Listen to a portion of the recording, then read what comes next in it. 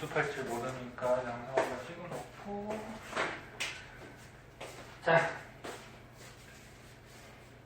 우주가 이제 빅뱅, 대폭발에 의해서 태어났다. 그렇게 우리가 빅뱅 우주론을 배웠고요. 근데 빅뱅 우주론의 증거가 두 가지가 있잖아. 빅뱅 우주론의 증거. 한 가지는 이제 저번 시간에 배운 뭐가 있어?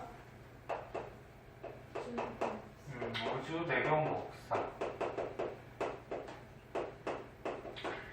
우주 배경 복사는 일단 그 맨 처음에 빅뱅 빵 터졌을 때 처음에 우주는 입자수가 너무 많아서 빛이 앞으로 나아갈 수가 없다 그랬죠. 그래서 빅뱅 당시에 우주에 빛도 있었는데, 빛 에너지도 있었는데 앞으로 나아갈 수가 없다가 나중에 38만 년이 지난 다음에 뭐가 만들어졌어? 원자, 그치? 수소연료 원자가 만들어지면서 입자수가 줄어들고 거기에 따라서 빛이 앞으로 직진할 수가 있었고, 그거를 현재 거기 위에 있는 것 같이 이런 위성들에서 관측이 가능하다고 했죠. 그래서 뭐 옛날부터 이렇게 관측을 한 건데, 그럼 이 우주 배경 복사가 왜 빅뱅 우주론의 증거일까?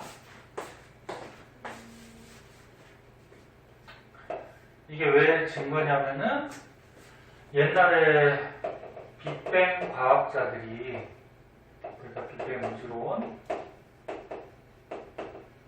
우주에서 이런 게 나타날 것이라고 예측을 했는데, 이 당시에는 관측할 수 있는 기술이 없었어. 근데 나중에 이 예측한 내용이 실제로 어떻게 돼? 관측이 돼요. 기술이 발달하면서. 그럼 빅뱅 과학자들이 예측한 내용이 실제로 관측이 된다라는 거는 얘네들, 이 과학자들의 말이 맞다라는 거지. 그게 맞으니까 이제 증거로 우리가 쓰고 있는 거지. 그래서 우주 배경 복사라는 게 있었고, 또 한 가지 증거가 수소하고 헬륨의 질량비가 3대 1이다. 개수비 아니야, 질량비야. 이것도 마찬가지.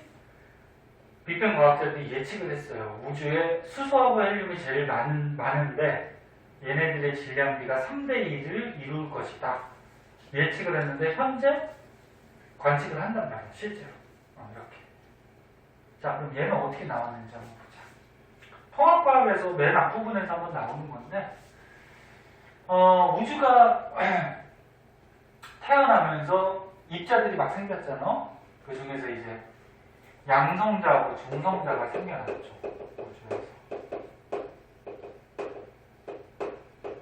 그러니까 양성자, 중성자는 쿼크 기억나니? 쿼크? 뭐 위 쿼크, 아래 쿼크. 걔네들이 결합해서 양성자, 중성자가 됐고, 근데 초기 우주에서는 양성자하고 중성자가 거의 개수가 비슷했어요. 그런데 양성자 개수가 점차 많아지기 시작했어. 왜 그랬냐면 중성자가 양성자로 변하는 과정이 좀 쉬웠거든. 양성자가 중성자 되는 것보다. 그러니까 맨 처음에는 우주가 에너지도 너무 풍부하고 온도도 높고 혼란스러운 상태고, 그래서 양성자, 중성자가 막 바뀌기 시작했어. 근데 양성자가 중성자 되는 것보다 중성자가 양성자 되는 게 더 과정이 좀 쉽거든요. 그 자세한 과정을 생략할게. 그래서 양성자 개수가 좀 많아졌어요.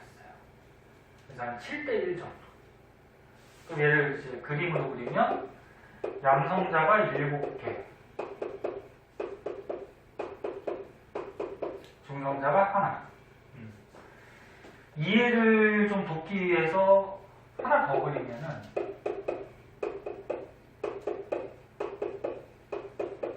양성자 14개, 중성자 2개 하면 이것도 7대1이지.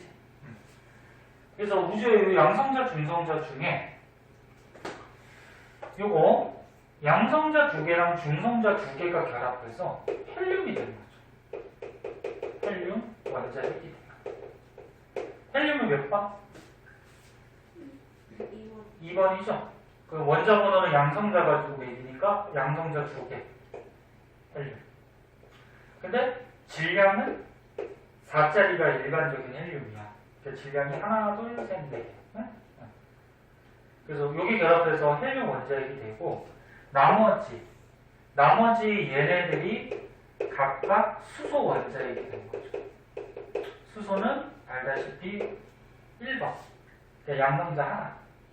근데 일반적인 수소는 질량이 1. 그러니까 중성자가 없어요. 수소 원자핵. 그럼 얘네들 지금 개수를 보면은 수소 원자핵의 개수가 몇 개가 되니? 그러면 이거 각각이 수소 원자핵이 됐으니까 12개가 되지? 12개. 그 다음에 요거 두 개가 헬륨 원자핵 하나가 된 거니까 헬륨 원자핵은 개수가 1개. 됐어? 이해 안 되면 안 된다 그래? 근데 질량을 따져보면은 수소의 질량은 각각 하나의 질량을 갖게 되니까 12가 될 거고 헬륨의 질량은 개수는 하나지만 질량은 얼마? 4가 되는 거지. 그럼 약분하면은 수소하고 헬륨의 질량비가 몇 되면? 3대 1을 갖죠. 근데 빅뱅 과학자들이 이런 과정이 우주에서 생길 것이다 예측을 했는데 실제로 지금 우주에서 이렇게 관측이 돼요. 그럼 어떻게 관측을 하냐면은 지금 여기 써놓은 게 여기 있고요. 별빛의 스펙트럼을 보고서 관측을 해요. 자, 별빛의 스펙트럼. 여기도 통합과학에서 한번 나와.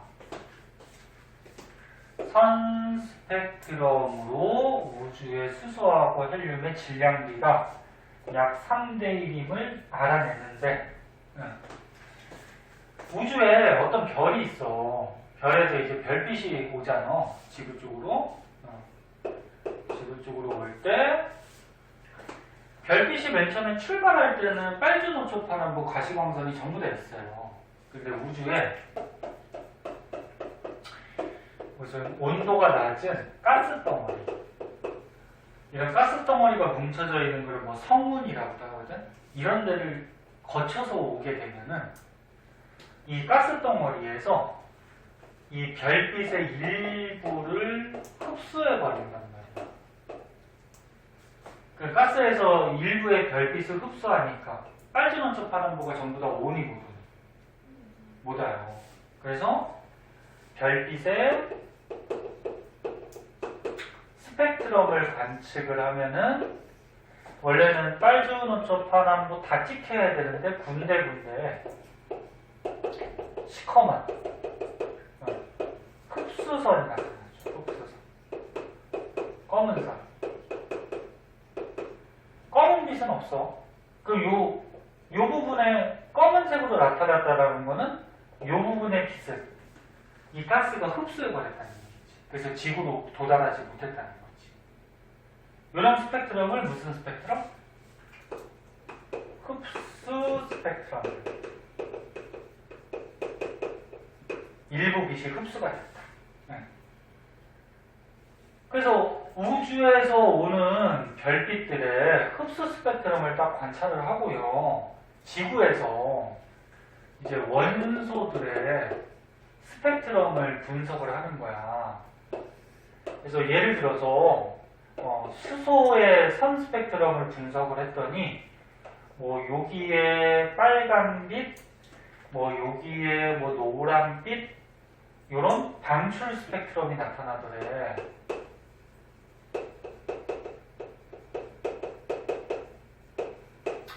이런 원소들은 너네 스펙트럼 찍으면은 뭐 빨간색, 노란색, 뭐 파란색 이렇게 빛이 나와요.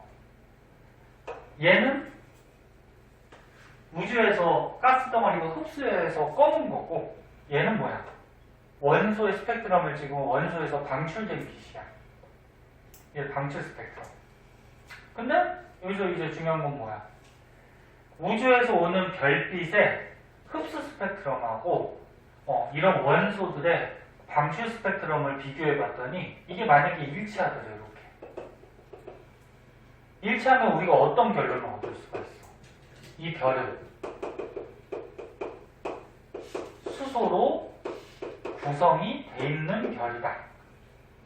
그러니까 이게 스펙트럼이 일치하면 이 별은 수소로 돼 있는 거야. 이렇게 해서 이 별들이 구성하고 있는 원소를 알아내는 거야. 그리고 이 흡수선의 폭이 좀 넓으면은 자리가 그러니까 위치가 일치하는데 이게 좀 넓어. 흡수선이 넓으면 이 별은 수소의 양이 많다. 무슨 말인지 알겠니? 이런 식으로 해서 우주에 있는 대부분의 별들을 조사를 했더니 우주에 수소하고 헬륨이 가장 많았는데 그 중에서도 수소가 헬륨보다는 한 3배 정도 많게 이렇게 측정이 되더라. 그래서 우주의 별빛의 선 스펙트럼을 분석을 해가지고 우주에 수소하고 헬륨이 가장 많고 3대 1이 됨을 확인을 한 거예요. 그래서 빅뱅 우주론에서 예측한 값하고 실제로 관측된 값이 일치하니까 빅뱅 우주론의 증거로 쓰이고 있는 거지. 됐죠? 네, 그래서 뭐 증거 2가지 중요하니까 꼭 알아두도록 하고, 자, 그 다음에 이제 밑에 가면은 조금 이해하기 힘든 게 나와요. 빅뱅 우주론의 뭐 한계라 그래가지고 빅뱅 우주론으로 좀 설명이 좀 힘든 그런 3가지 내용이 나오는데,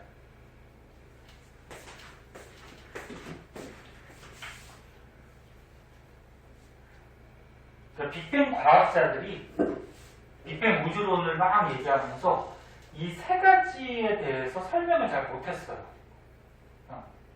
그러니까 빅뱅 우주론은 설명이 조금 불가능해.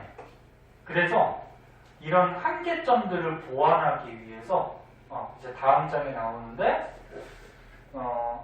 요거는 그냥 넘어가도 돼. 뒤에서 설명할 거니까. 다음 장으로 가면은 이제 급팽창 이론이라는 게 나와요. 급팽창 이론. 요건 이제 부스라는 과학자가 이제 얘기한 거거든. 그러니까 급팽창 이론은 저기 빅뱅 우주론을 보완해 줄 수 있는 이론이야. 네? 거기서 설명하지 못하는 것을 좀 설명하기 위해서. 자, 어떤 건지 한번 보자.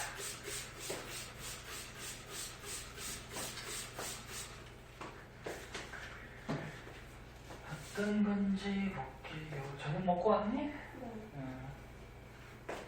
오늘은 뒤에 한 건 없죠?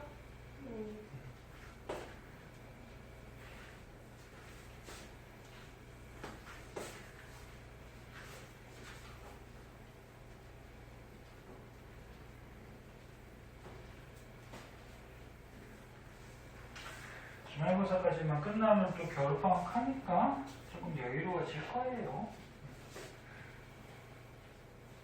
기말고사까지는 좀 고생 좀 하고.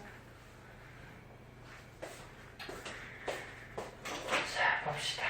팽창 이론.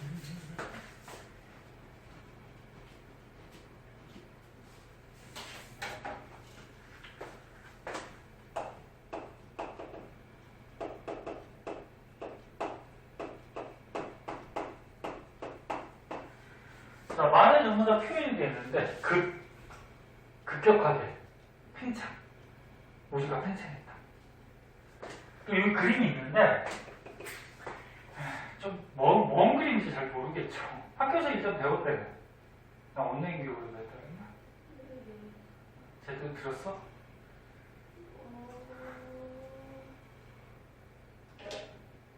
몰라? 그럼 봐봐. 빅뱅 우주론은 뭐야? 이렇게 한 점에서 어떻게 된 거야? 빵 터져가지고 우주가 이렇게 커진 거지? 우주가 점차 커졌다. 이게 이제 빅뱅 우주론이었어. 근데 아까 처음에 얘기했듯이 빅뱅 우주로 설명이 불가능한 세 가지 정도가 좀 나왔거든. 그래서 그걸 보완하기 위해서 구스라는 과학자가 급팽창 이론을 도입을 했는데, 얘는 뭐냐면 우주 초기 때 우주가 일정하게 이렇게 커진 게 아니고 초기에 갑자기 이렇게 팡 커졌대요. 커졌다가 나중에 이제 빅뱅 우주론하고 비슷하게 이렇게 우주가 팽창을 했대요. 이렇게, 그러니까 초기에 급속하게 팽창하는 현상이 생겼다. 이게 이제 급팽창 이론입니다. 그래서 요거는 지금 그림이 뭐냐면 빅뱅 터진 다음에 처음에 초기 상태, 여기 초기 상태만 그려놓은 거야. 자, 그럼 여기 보면은 노란색이 있어요. 노란색.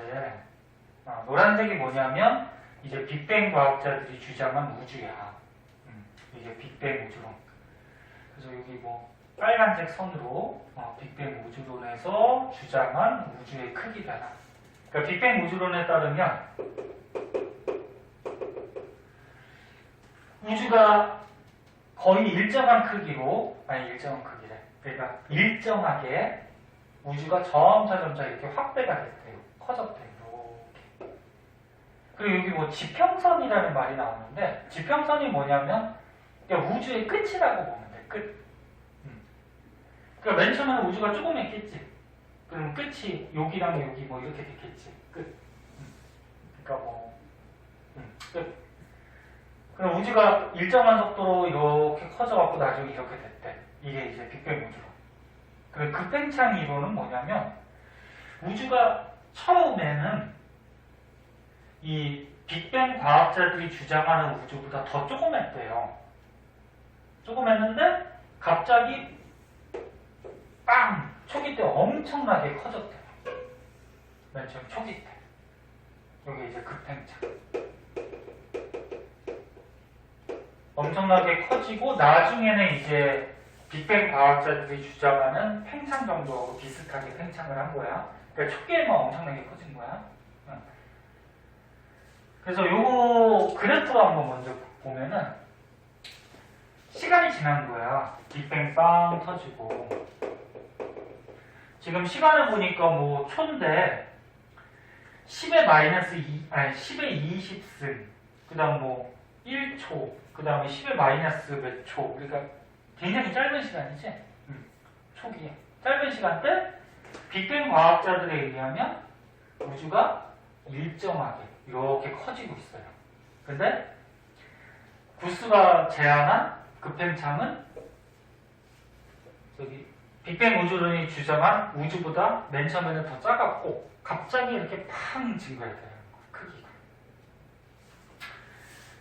자, 그래서 급팽창 이론의 핵심을 일단 밑줄을 한번 쳐주면 여기 빅뱅 우주론에서 답할 수 없던 세 가지 문제점이 발견이 됐는데, 이 문제점이 우주의 지평성 문제, 우주의 평평성 문제, 자기홀궁 문제, 이 세 가지가 빅뱅 우주론으로 설명이 불가능해. 그래서 이게 어떤 건지는 이제 오른쪽에 할 거고, 그래서 얘를 보완하기 위해서 급팽창 이론이 나온 거고, 얘는 어떤 내용이냐면 우주의 크기는 급팽창 이전에 우주의 지평선보다 작았다. 그러니까 우주의 지평선 끝보다 우주가 맨 처음에는 굉장히 작았대요. 그리고 급팽창 빵이 일어난 다음에는 우주의 지평선 크기보다 크다. 그러니까 우주의 지평선보다 더 엄청나게 순간적으로 커졌기 때문에 커졌다. 이렇게 생각을 하고서 이 세 가지 문제점을 해결을 해줘요. 그럼 어떻게 해결을 하는지 한번 볼게. 대충 무슨 말인지 알겠니? 이게 조금 이해하기가 쉽지가 않아. 오른쪽 내용을 한번 보자. 오른쪽 거 먼저 볼게요. 오른쪽에 여기 보면은 뭐 비법 특강 그러면서 뭐 나오지?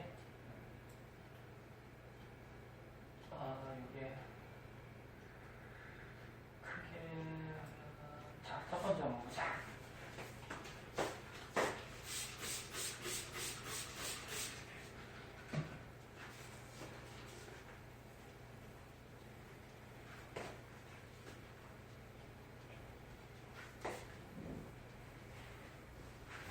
저번 시간에 우주 배경 복사 배웠는데 우주 배경 복사는 우주에서 전체적으로 균일하게 관측되니 불균일하게 관측돼? 대체로 균일하게 관측되지? 약간 불균일하지만 대체로 균일해.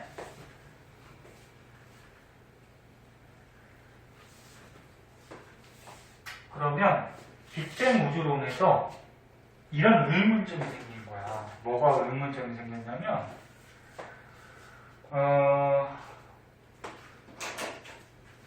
우주가 조금 있다가 커져감에 따라서 이쪽의 우주 배경 복사의 빛하고 이쪽의 우주 배경 복사의 빛은 맨 처음에 조금 했어. 조금 했다 이렇게 커졌잖아요. 그치? 그럼 이쪽하고 이쪽은 서로 영향을 줄 수가 없어요. 졸립지도. 아이씨, 조금만 봐. 다시 봐. 이거 이해하기 힘들다고. 그러니까 우주가 맨 처음 조금 했다가 쫙 퍼지니까 커지잖아? 그럼 이쪽의 빛하고 이쪽의 빛이 우주가 퍼짐에 따라서 나아갔을 거 아니야? 그럼 이쪽에 A 빛하고 B쪽의 빛이 서로 영향을 줄 수 있어, 없어? 서로 다른 방향으로 퍼져가니까. 영향을 줄 수 없지. 그러면 이쪽의 빛의 색이랑 이쪽의 빛의 색이랑 다를 수가 있단 말이야. 그럼 다르면은 우주 배경 복사가 전체적으로 우주에서 균일할 수가 없어. 응? 근데 현재 관측되는 거는 우주 배경 복사가 전체적으로 균일하게 관측이 되지. 그래서 얘가 이제 의문점을 가진 거죠. 강호, 빅뱅 우주론에서. 책을 한번 보자. 이거 잘 안 보이면 책을 한번 봐봐. 많이 졸리면 얘기해. 괜찮아? 깼어? 응. 이거 봐봐. 우주 배경 복사는 모든 방향에서 균일하게 관측이 되고 있어, 지금. 그러면 빅뱅 초기 우주는 균일했다는 것을 의미한다. 근데 우주가 광속으로 팽창하면, 우주가 굉장히 빠른 속도로 팽창했단 말이야? 팽창하면 우주 지평선, 그러니까 맨 끝에 있는 지평선에 있는 두 지점 A, B는 서로 만날 수가 없다. 우주가 쫙 팽창했으니까 이쪽하고 이쪽은 만날 수가 없지. 그럼 우주 배경 복사는 어떻게 균일해진 것일까? 그러니까 아까 전 선생님이 얘기했듯이 우주가 이렇게 쫙 퍼짐에 따라서 이쪽 빛과 이쪽 빛은 만날 수가 없어. 그러면 빛의 세기가 다를 수도 있고, 그럼 다르면 우주 곳곳에 우주 배경 복사의 밀도가 달라야 돼. 근데 현재는 균일하게 관측되지. 그래서 이 구스라는 급팽창 이론을 주장한 과학자가 이 한계점을 해결하기 위해서 얘기를 해주죠. 아까 전에 그림에 있듯이 요게 이제 빅뱅 우주가 이렇게 커져갔어. 근데 급팽창 이론에 따르면 빅뱅 우주보다 맨 처음에 작았고 이게 갑자기 팡 팽창한 거죠. 그래서 이게 커진 거야. 그치? 그러면 빅뱅 우주론에서 주장한 우주보다 우주가 작았기 때문에 요 안에 빛이, 그러니까 여기가 A 부분, 여기가 B 부분이라고 하면은 이 빛이 크기가 작았다라는 거는 거의 뭉쳐있다라고 볼 수 있는 거고, 그리고 뭉쳐있을 때는 에너지가 어떨까? 같겠죠. 같은 빛이 갑자기 빵 퍼짐에 따라서 양쪽으로 지평선으로 퍼져간 거야. 그럼 에너지가 비슷한 빛이 한 곳에 모여있던 에너지 비슷한 빛이 양쪽으로 퍼져갔기 때문에 이쪽의 빛의 에너지나 이쪽의 빛의 에너지가 같게 나타난다. 이렇게 그냥 설명을 했거든. 그래서 여기 봐봐. 빅뱅 후 여기까지는 우주의 크기는 우주의 지평선보다 이렇게 작았기 때문에 우주 내의 빛이 충분히 섞여서 요 A 부분이랑 B 부분이랑 충분히 섞여서 균일한 에너지를 갖고서 빵 팽창해서 양쪽으로 갔기 때문에 얘나 에너지가 비슷한 균일한 우주 배경 목사가 나타난다. 이렇게 주장을 했어요. 그 다음은 이제 우주의 평평성 문제라고 있는데 잠깐만 쉬었다 할게. 지금 막 눈이 그냥 조금만 쉬었다 할게. 너 지금 졸립지 너?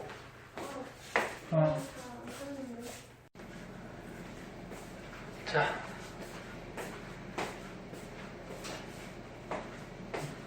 정신 차렸어? 네. 자, 좀만 집중해서 보자.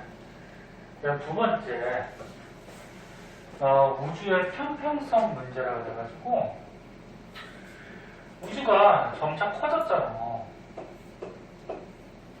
점차 커지면 공간이 이렇게 곡선을 이루게 돼요. 그러면 만약에 여기를 우리가 관측했다고 했을 때 이 공간이 평평하지가 않고 공간 자체가 휘어져 있어요. 곡선으로 이렇게. 근데 우주는 실제로 어떤 공간은 평평해. 그래서 만약에 빛이 앞으로 간다 그러면 빛이 직진을 해요. 휘지 않고. 만약에 공간이 이렇게 휘어져 있다 그러면 어떻게 돼? 빛이 가다 보면 휘어지겠지. 근데 실제로 우주는 평평해. 그래서 이제 가모라는 빅뱅 과학자가 의문점을 가지는 거죠. 우주가 이렇게 팽창하면은 이렇게 공간이 휘어져야지 정상인데, 근데 실제 우주는 평평하단 말이야. 그럼 이걸 어떻게 설명하느냐? 구수가 있어요. 급팽창 이론으로 설명을 하는 거죠. 우주는 초기 때 갑자기 굉장히 커져서 팽창을 했기 때문에 원이 커지면 커질수록 이 같은 부분은 거의 평평해지죠. 그러니까 이 원이 엄청나게 커졌어. 그리고 이 같은 부분은 거의 곡선같이 느껴지지가 않고 평평해지는 같이 느껴지겠지, 그치? 무슨 말인지 이해하나? 네. 원이 조그마면 곡선이 더 심한 거고. 그래서 우주는 급팽창을 해서 우주 공간의 크기가 엄청 커졌기 때문에 우리가 관측하는 지점은 거의 평평하게 공간이 이루어진 것 같이 느껴진다는 거죠. 그 다음 세 번째, 자기 홀극이라고 있어요. 자기 홀극 문제. 자기 홀극은 뭐냐면은 자기장 알죠? N극, S극에서 생기는 자기장. 보통 우리가 자석이라고 그러면은 N극하고 S극이 두 개가 같이 있잖아. 그 자석을 쪼개도 어떻게 돼? N극하고 S극이 또 생긴단 말이야. 근데 N극 따로, S극 따로 이렇게 자기장을 혼자 한 가지만 갖는 거를 자기 홀극이라고 해요. 홀극. 근데 우주가 태어났을 때 이렇게 자기장이 한쪽 자기장만 갖는 홀극들이 생겨났대. 그래 입자가. 그 더 자세히는 알 필요 없고 홀극들이 생겨났는데 현재 우주에서 이 자기 홀극이 관측이 안 되더래. 그러니까 빅뱅 과학자에 의하면, 가모에 의하면 우주 초기 때 자기 홀극이 생겨났기 때문에 지금 현재 우주의 자기 홀극들이 관측이 돼야지 정상인데 관측이 안 되더래. 그럼 이제 구스라는 과학자가 급팽창 이론으로 설명을 하는 거죠.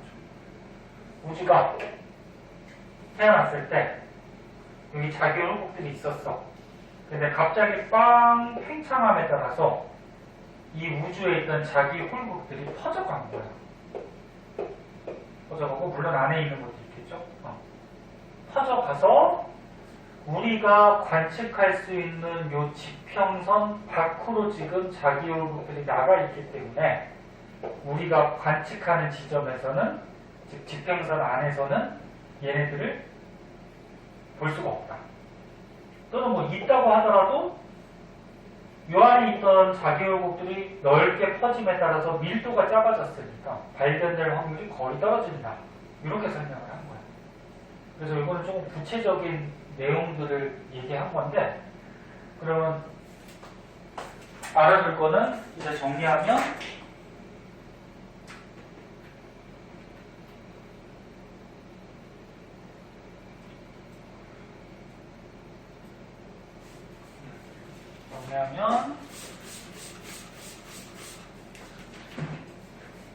요거는 이제 알고 있어야겠죠? 그가 뭐냐면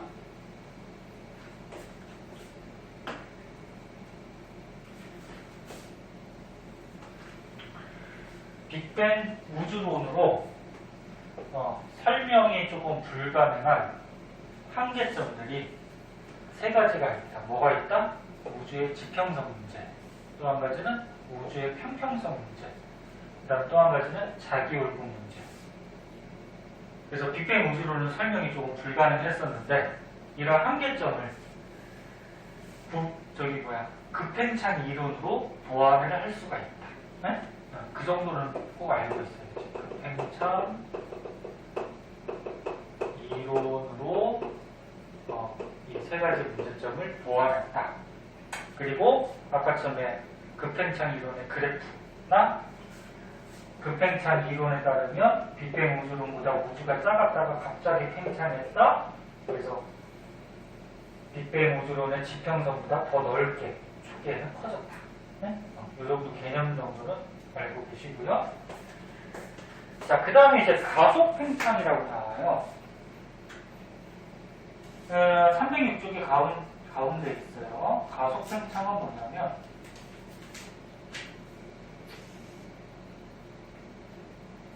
우주가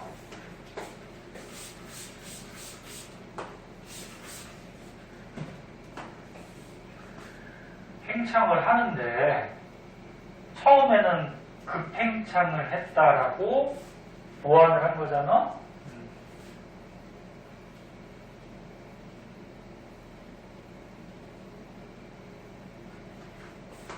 그래서 여기 그래프 나온 것 같이 한 점 빅뱅 빵 폭발한 다음에 처음에는 급속하게 우주가 커졌어요. 여기가 급팽창을 했다라는 거지, 그치? 그 다음부터 우주가 계속 커지고 있는데 현재 우리의 우주는 커지는 속도가, 그러니까 팽창하는 속도가 옛날에 비해서 좀 빨라지고 있다라는 거예요. 요걸 이제 가속 팽창 우주라고 해요. 현재. 그래서 다시 한번 얘기하면 우주가 맨 처음에 급팽창, 굉장히 빵 커졌다고 보완해서 그 한계점들을 이제 무마를 했고요. 그 다음에 우주가 커지는데 현재는 우주 팽창하는 속도가 좀 빨라지고 있다. 그 빨라지고 있다라는 거를 이제 초신성을 관측하면서 알아냈대요. 뭐 IA형 초신성을 갖고, 초신성이 뭐지? 그 질량 큰 별이 진화하는 단계에서 뭐 이렇게 빵 폭발하는 거 있잖아요, 그렇지? 네. 그걸 보고서 현재는 좀 팽창하는 속도가 좀 더 빨라졌다. 그 정도가 좀 알고 계시고, 자, 다음으로 넘어가면은 문제가 나오고요. 그 뒷장으로 갈게요. 내용 먼저 볼게요. 문제 집에서 좀 풀어와. 그리고 모르는 거는 다음 시간에 묻고. 314쪽에 보면 이제 암흑물질, 암흑에너지라는 게 나와요. 여기까지 하면은 지구과 원의 내용은 끝나는데, 암흑물질이 뭔지 한번 보자.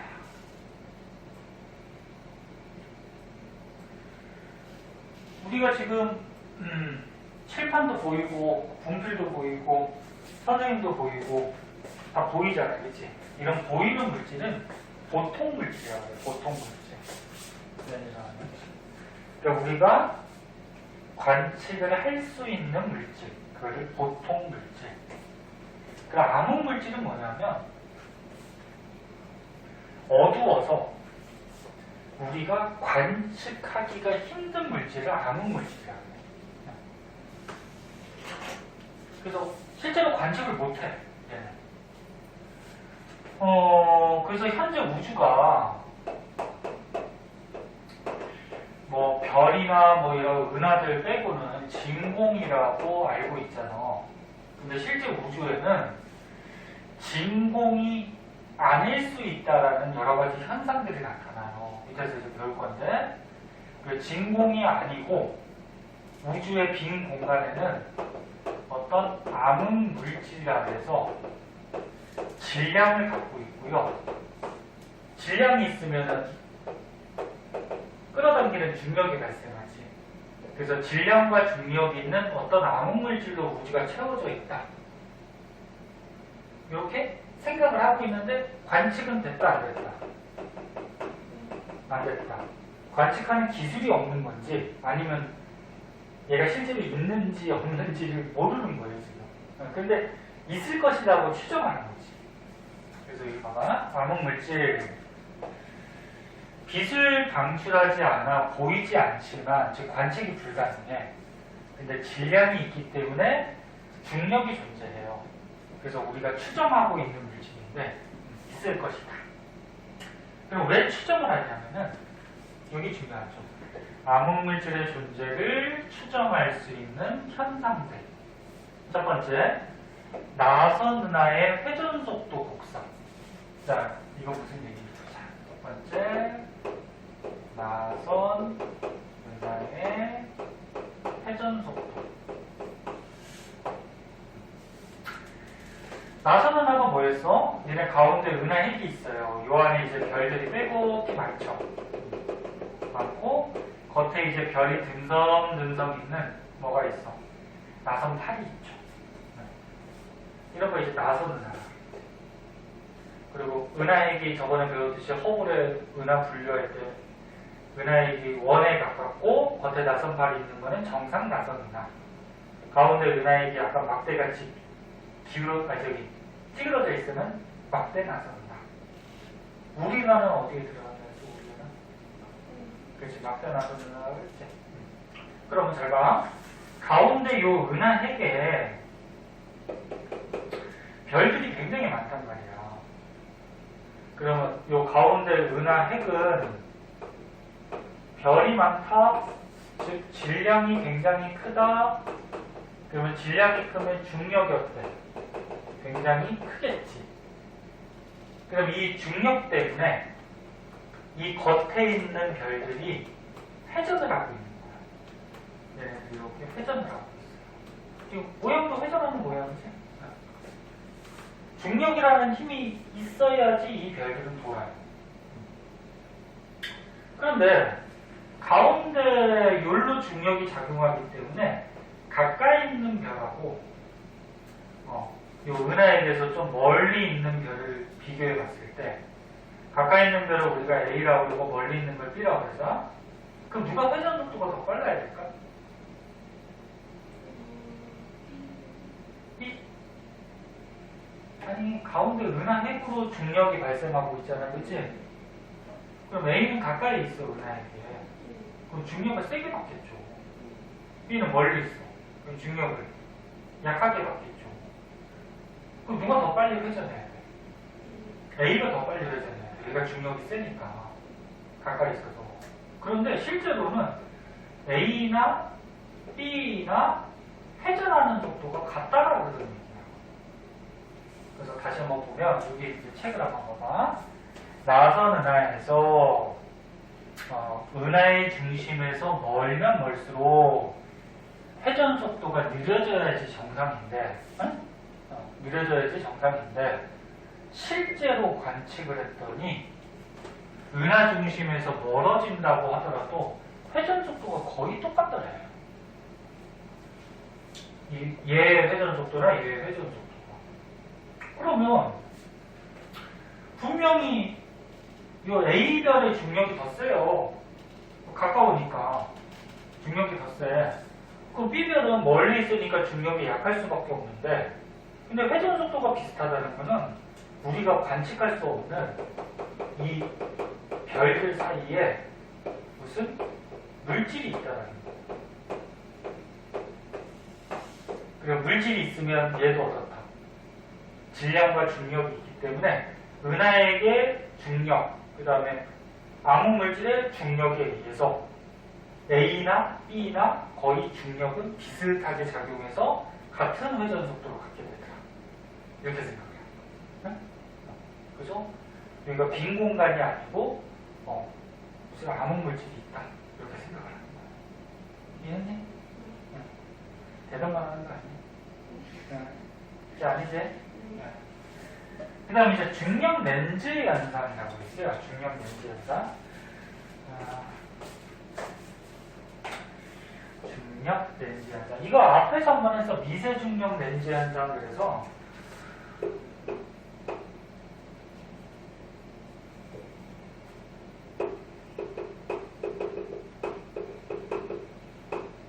앞에서 어떤 걸 배웠냐면 이런 거 배웠어. 뒤에 별이 있어. 그럼 별빛이 모든 방향으로 이렇게 퍼져나가는데 지구에서 관측할 때 앞에 만약에 어떤 별이 하나 있다라고 하면 별이 중력이 있죠. 중력이 있으니까 이쪽으로 가던 별빛이 중력 때문에 끌려와서 이쪽으로 가던 별빛이 중력 때문에 끌려와서 지구에서는 이 별빛이 모아져서 별빛이 좀 강해지는 그런 현상이 나타난다는 거죠.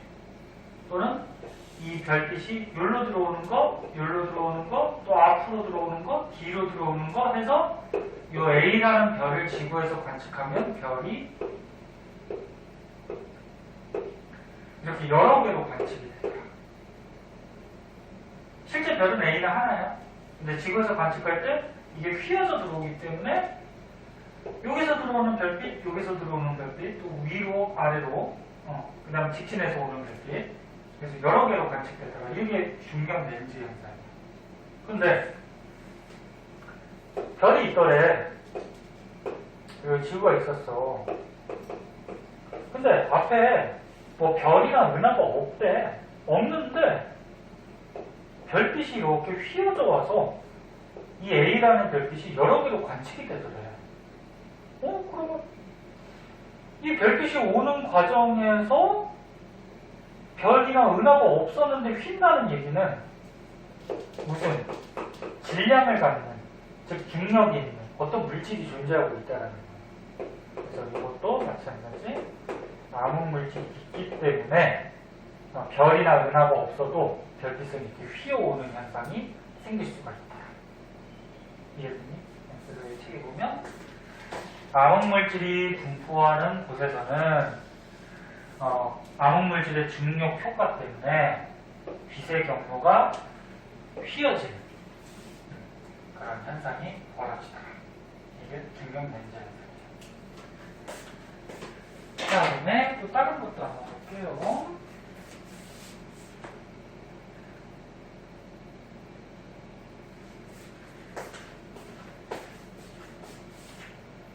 자, 그래서 밑에는 그림으로 좀 나왔는데, 자, 이 그림도 한번 보자.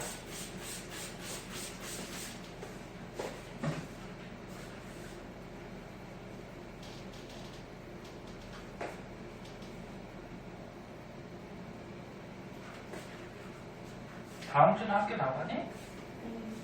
안 나가? 안 나가? 코로나가 좀 많이 심해져가지고 3단계로 또 올라갈 수도 있을 것 같은데 3단계로 올라가면 학원도 못해요. 그러면 너는 시험은 봐야 되니까 선생님도 만약에 3단계 올라가면 학원을 쉬고 저기 해야지 저기 온라인 수업을 해야지 학교 가지. 그래서 줌 깔려져 있지 집에.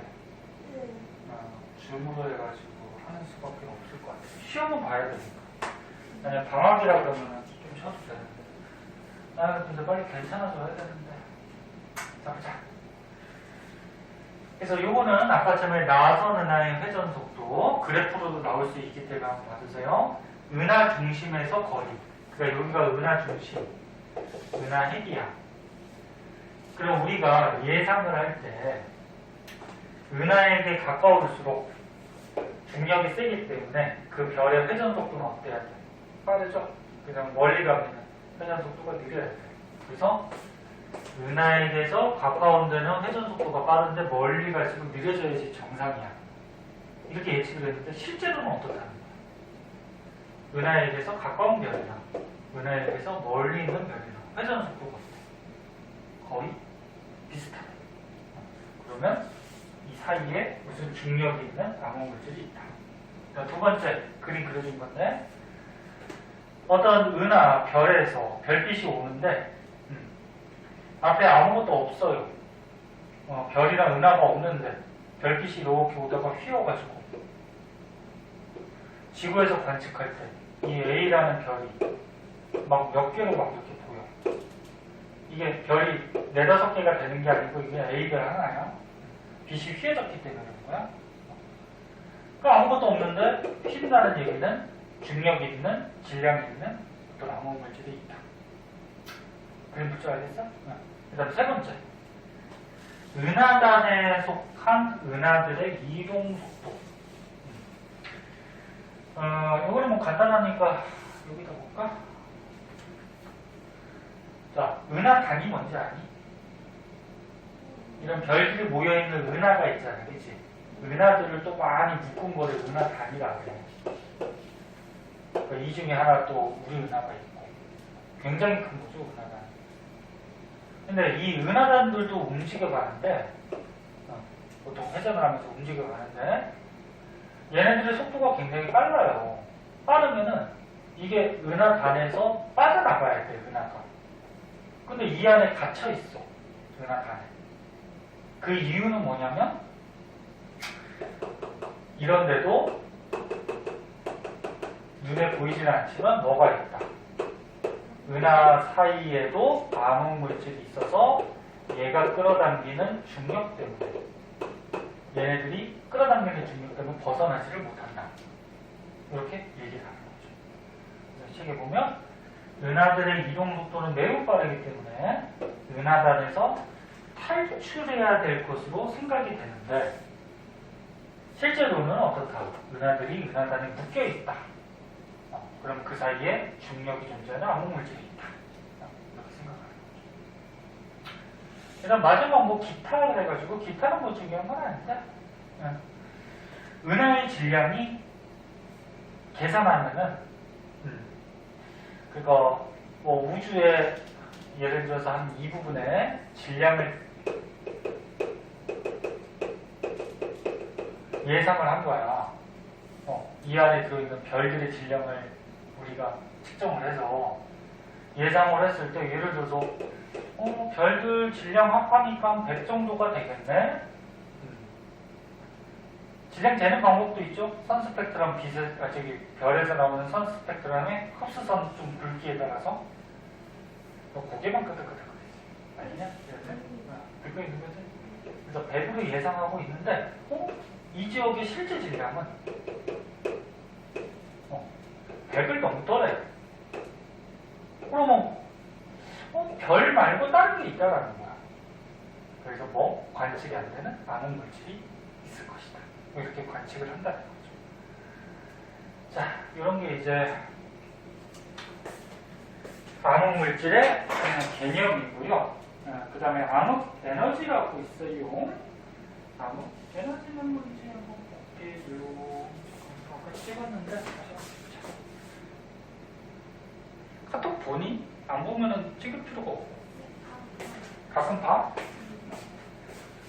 배웠던 내용 다시 보면은 그때 맞아 요거 기억나니까.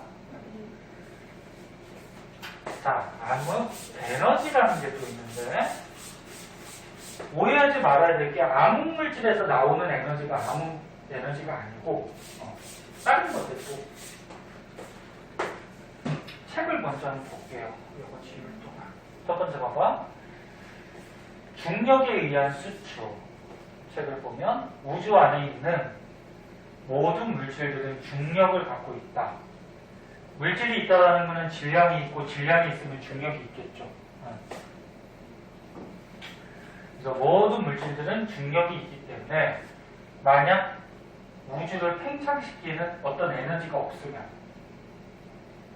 우주 안에 중력, 질량이 있으니까 중력이 발생하니까 우주는 어떻게 돼? 수축을 해. 근데 지금 현재 우주가 어떻게 된다 했어? 팽창한다 그랬잖아.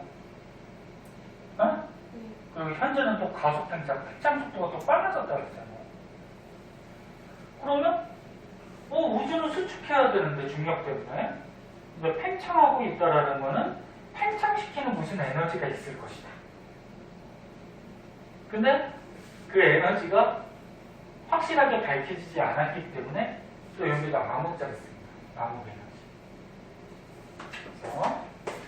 그래서 책에 밑줄 치고 넘어갈게요. 암흑 에너지는 일단 봐봐. 중력에 의해서 우주는 중력이 있기 때문에 원래 수축을 해야 돼. 근데 아까 전에 얘기했듯이 현재 우주는 팽창 속도가 더 빨라졌대. 그리고 전에도 계속 팽창하고 있었지. 그러면 우주를 팽창시키는 어떤 힘이 있다라는 거예요. 어떤 힘이 우주를 팽창시키고 있다라는 거야. 그때 그 팽창시키는 에너지가 뭐? 암흑 에너지라는 거죠. 그러면 얘는 팽창을 해야 되니까 우주가 수축하는 게 중력 때문에 수축하는 거고, 근데 얘는 팽창을 해야 되니까 중력보다 이 암흑 에너지 크기가 어때야 돼? 더 커야지 팽창이 되죠. 그리고 중력하고 방향은 어때? 반대해야 되겠지. 그래서 중력과 반대인 청력이 작용하면서 우주를 가속 팽창시키는 우주의 에너지가 있을 것이다. 그게 암흑 에너지. 그러니까 암흑물질, 암흑 에너지는 있는지 없는지는 모르지만 우주에 나타나는 현상들을 보면 이렇게 있을 것이다. 자, 그래서 이제 오른쪽으로 가면은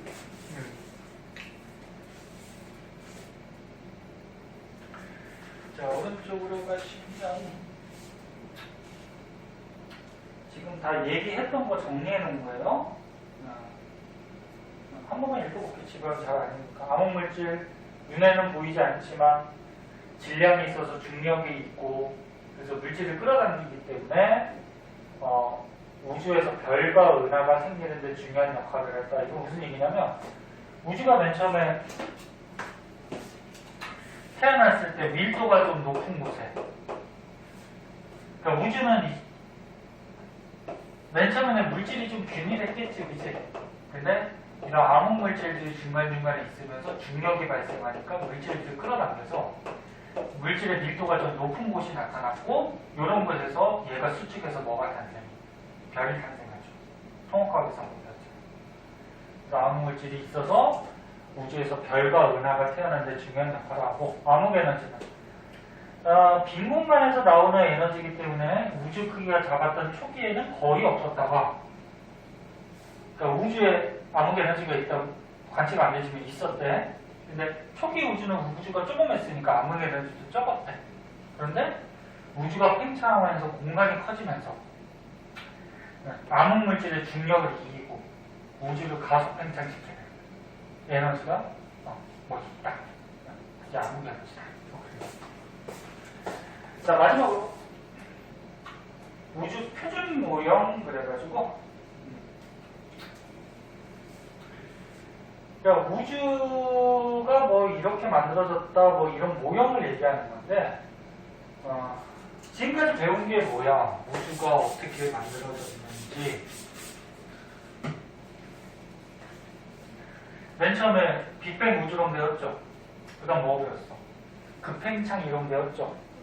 그 다음 암흑 에너지 배웠고, 또 암흑 물질 배웠고, 암흑 에너지 배웠지, 그치? 그래갖고 현재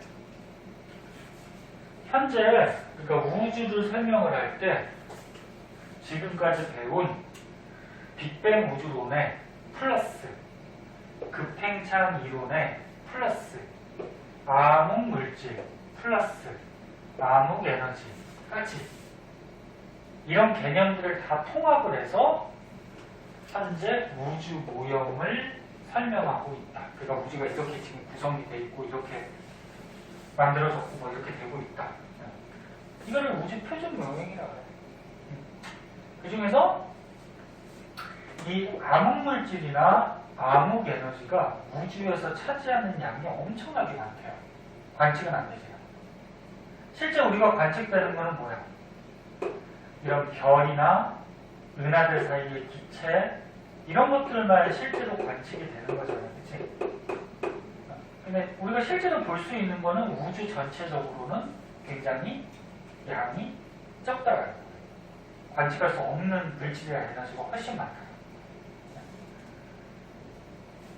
자, 그래서 뭐 요거를 뭐 계산하는 방법도 있는데 이런 거 올려도 되고. 그 다음에 이제 우주의 미래가 있어. 우주가 앞으로 어떻게 될 것이냐.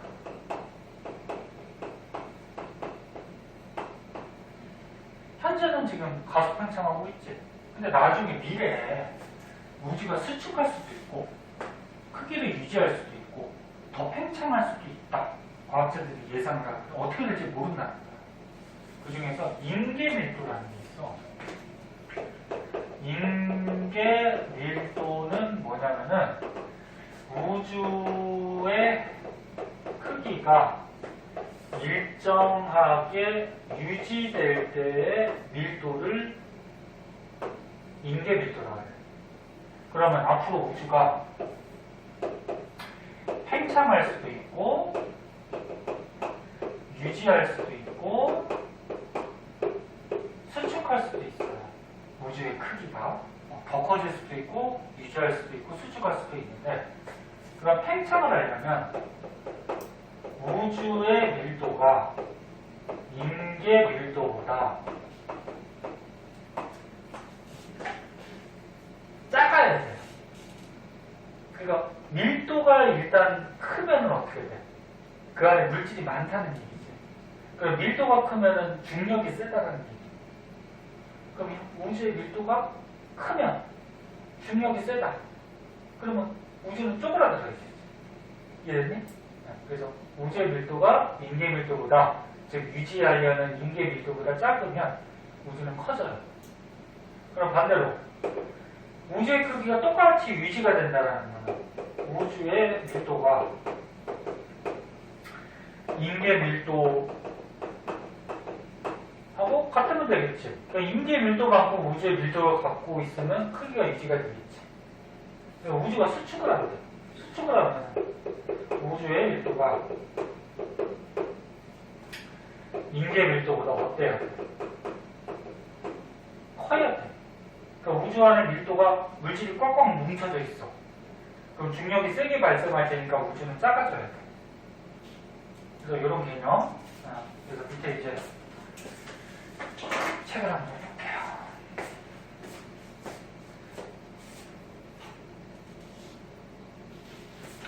자, 책을 보면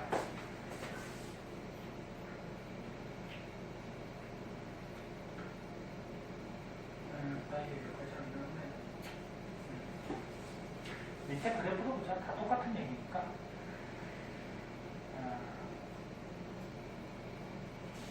그래프를 보니까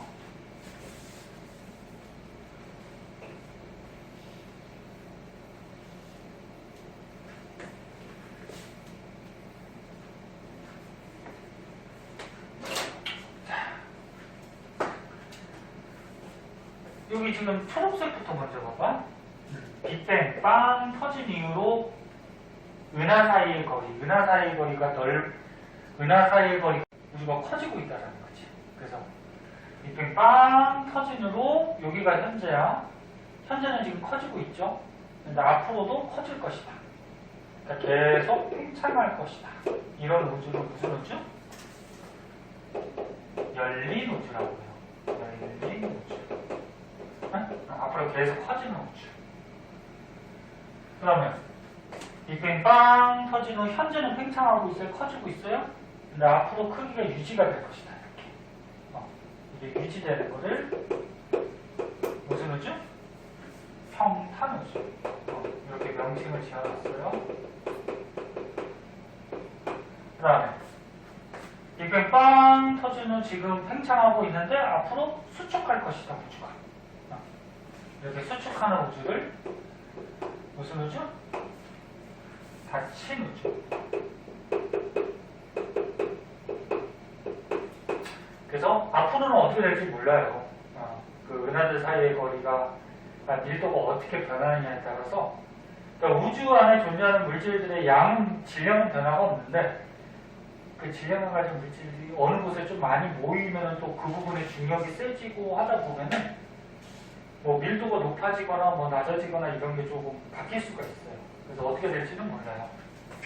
근데 현재는 아까처럼 얘기했듯이 여기가 빅뱅 빵 터졌을 때 급팽창을 한 다음에 현재는 팽창하는 속도가 조금 빨라지는 무슨 팽창하고 있다? 가속 팽창.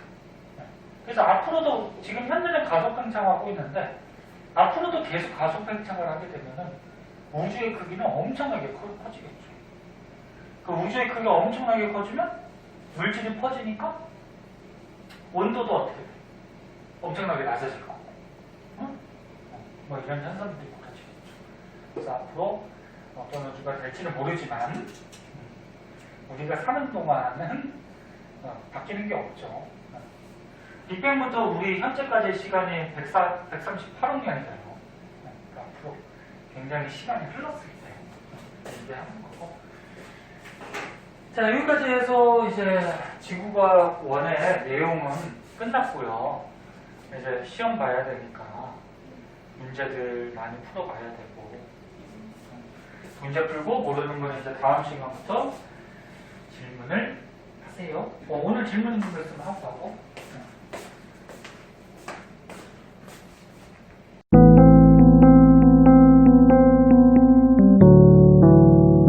구독과 좋아요 꾹꾹.